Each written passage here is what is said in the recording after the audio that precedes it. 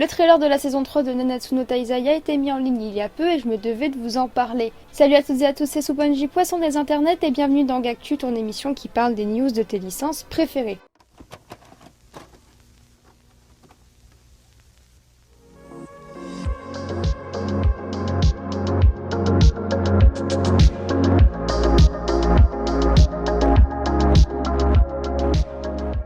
Après My Hero Academia, c'est maintenant Seven Deadly Sins qui s'ajoute à la liste des animés prévus pour cet automne, et plus précisément pour octobre. Une chose est sûre, ce mois risque d'être un temps fort pour les animés, et nos soirées risquent vite d'être overbookées.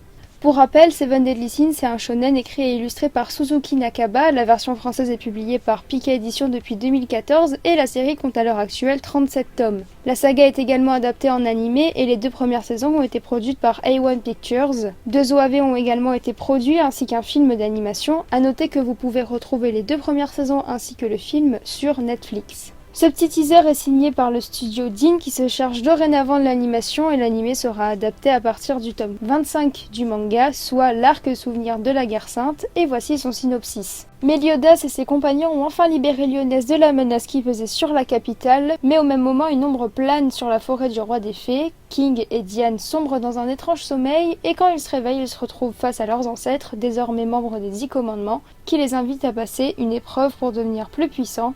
Le jeune roi des fées et la géante vont alors être témoins de la guerre sainte qui s'est déroulée 3000 ans plus tôt. Au niveau de l'animation, je sais pas, mais j'ai l'impression que c'est plus propre que les anciennes saisons et j'espère beaucoup qu'on aura des combats époustouflants et que la prochaine saison sera mieux que la précédente.